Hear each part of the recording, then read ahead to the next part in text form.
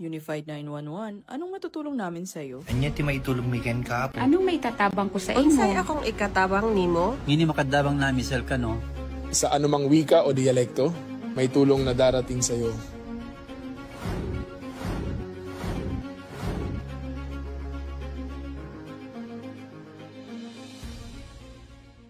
Lilingkod sa bawat Pilipino at magbibigay ng tamang impormasyon para sa tahimik at maayos na Pilipinas. Police News Network, alagad ng batas, tagapagtaguyod ng balitang pulis, sandigan ng mamamayan, patnubay ng katotohanan. Kampo Krame, maghahatid ng pinakahuling kaganapan at nagbabagang balita. Ito ang PNN Police News Network. At ngayon, ang inyong mga tagapagbalita. Magandang araw, Bagong Pilipinas. Ako ang inyong alagad ng batas, tagataguyod ng Balitang Pulis, Patrolman Edwin Baris. Maghahatid sa inyo ng tamang balita, kwento ng pulis at serbisyo para sa mamamayan, at ito ang PNP News Online. Ang pangunahing balita ng Police News Network, alagad ng batas, tagataguyod ng Balitang Pulis.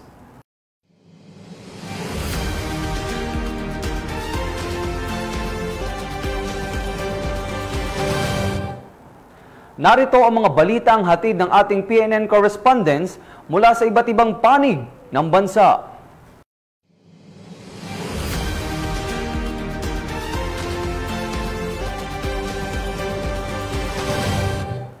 Nagniningning ang mga ngiti ng mga membro ng Police Regional Office 1 matapos ang pagdaraos ng ceremonial lighting sa La Union. Ibabalita yan ni Police Corporal Joanna Marie de los Santos.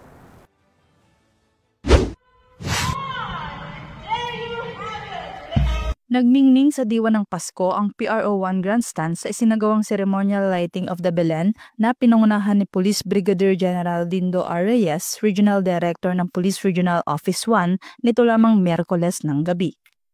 Ipinamalas ng bawat cluster ng opisina ang kani-kanilang opisyal na Belen entries, tampok ang iba't ibang malikhaing disenyo at interpretasyon ng kapanganakan ni Jesucristo. Ang pagtatanghal na ito ay hindi lamang pagpapakita ng talento, ngunit patunay ng mas matatag na pagkakaisa at pagtutulungan sa loob ng PRO1 family. Naging masaya at makulay ang gabi habang sabay-sabay na hinangaan ng mga dumalo ang mga Belen na nagbigay liwanag at kulay sa loob ng kampo. Ang naturang aktibidad ay nagsilbing pagkakataon upang mas mapalakas ang samahan at kooperasyon ng bawat unit.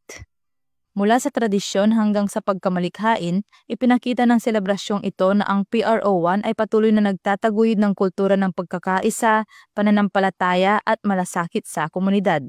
Habang papalapit ang Kapaskuhan, ang liwanag ng Belen ay magsisilbing inspirasyon sa kanilang patuloy na tapat, makatao at malasakit na paglilingkod sa mamamayan.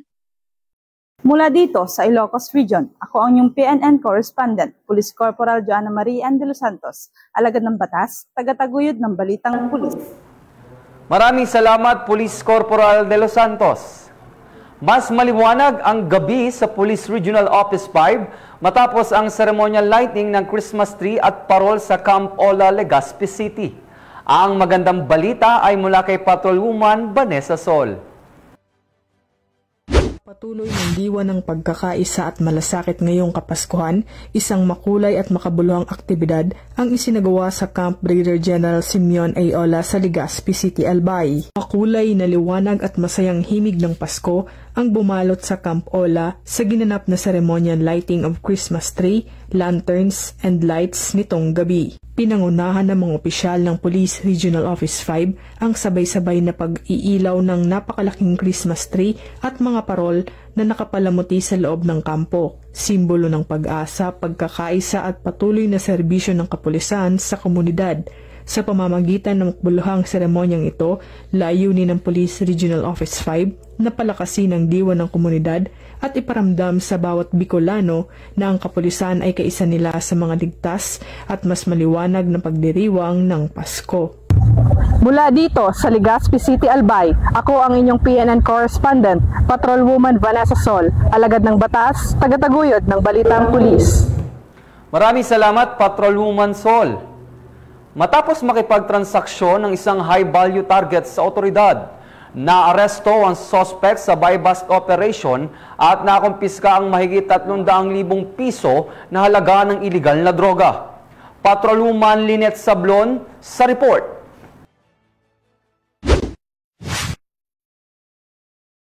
Arestado ang isang hinihinalang high-value individual na kinilalang si alias Bebang, isang PWD at miyembro mano ng LGBTQ community matapos ang matagumpay na drug bypass operation sa barangay Lagoda, La Paz, Iloilo City dito lamang katatlo ng Desyembre, taong kasalukuyan. Nasamsa mula sa suspect ang isang plastic sachet na hinihinalang shabu gamit ang 8,000 pesos na bypass money. Bukod dito, nakumpiska rin ang 5 karagdagang sachet na hinihinalang shabu na may kabuang timbang na humigit kumulang 55 gramo na tinatayang nagkakahalaga ng higit 300,000 pesos. Ang operasyon na pinangunahan ni Police Captain Roque Jimeno III, Officer in Charge ng City Drug Enforcement Unit 6. Nasa kusidiya ng pulisya ang suspect para sa kaukulang dokumentasyon at nakatakdang sampahan ang kasong paglabag sa Republic Act 9165, ang Comprehensive Dangerous Drugs Act of 2002. Patuloy na nanindigan ang Philippine National Police sa kanilang layuning supuin ang iligal na droga at panatilihing ligtas ang komunidad. Bagong PNP para sa bagong Pilipinas,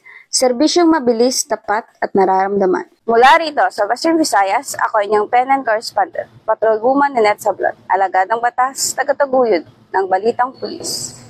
Maraming salamat, Patrolwoman Sablon. Upang mas lalong mapabilis at mas siguro ang kahandaan ng pulisya sa pagtugon sa pangangailangan at sumbong ng komunidad, nagkaroon ng masusing inspeksyon sa lahat ng gamit pangpatrolya ang Cebu City PNP. Ibabalita yan ni Patrolwoman Flora May Azares.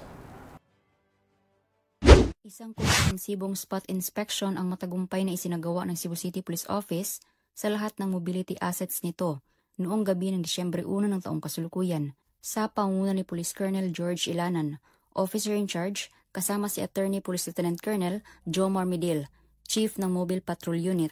Sa nasabing aktibidad, masinsinan nilang sinuri ang lahat ng issued mobility assets ng tanggapan, mga organic at loaned vehicles, upang matiyak na ang bawat patrol car at iba pang mark units ay nasa maayos na kondisyon, malinis at ganap na napapakinabangan para sa pang-araw-araw na operasyon.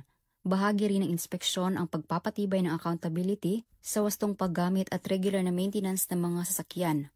Binigyang diin ni Police Colonel Ilanan na ang maayos na pag-aalaga at tamang kondisyon ng mobility assets ay mahalaga upang masiguro ang mabilis at epektibong pagtugon ng kapulisan lalo na sa mga insidente na nangangailangan ng agarang presensya ng PNP.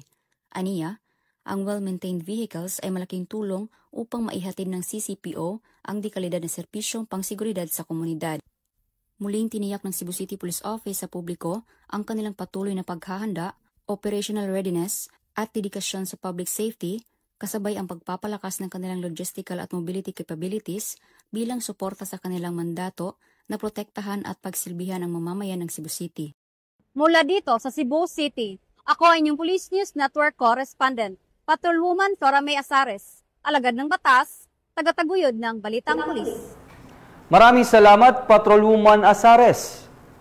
Arestado ang isang lalaki matapos silbihan ng warrant of arrest para sa kasong murder ng mga membro ng First Samar Provincial Mobile Force Company. Patrolwoman Cristel Palapax, ibalita mo. Arestado ng mga otoridad ang isang lalaking wanted person na may kasong murder matapos mahuli sa Barangay de Victoria, Oquendo District, Calbayog City. Bandang alas 11:50 ng gabi nang maresto ang akusado ng mga tauhan ng First Samar Provincial Mobile Force Company sa bisa ng warrant of arrest para sa kasong murder na walang inirekomendang piyansa. Dinala ang akusado sa Calbayog City Police Station para sa kaukulang dokumentasyon at tamang disposisyon. Ang matagumpay na pagkakaresto sa akusado ay patunay lamang na epektibo ang pagpapatupad ng pambansang pulisya sa kanilang sinumpaang tungkulin na maghatid ng serbisyo publiko para sa mas payapa, ligtas at maunlad na bagong Pilipinas.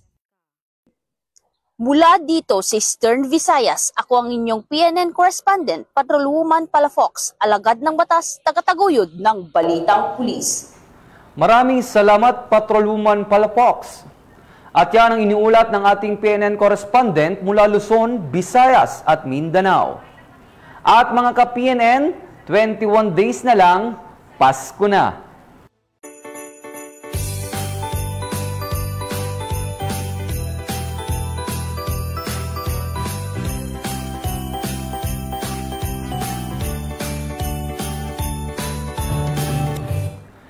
Sa ngalan ng pamunuan ng Philippine National Police sa pangunguna ni Acting Chief PNP Police Lieutenant General Jose Melencio Nartates Jr.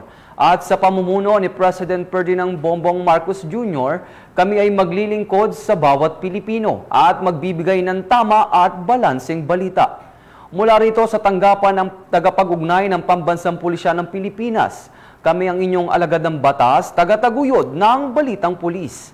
Ako ang inyong tagapag-ugnay, Patrolman Edwin Baris. Maghahatid ng tamang balita, kwento ng pulis at serbisyo para sa mamamayan. At ito ang PNP News Online. Ito ang bagong PNP para sa bagong Pilipinas. Serbisyong mabilis, tapat at nararamdaman.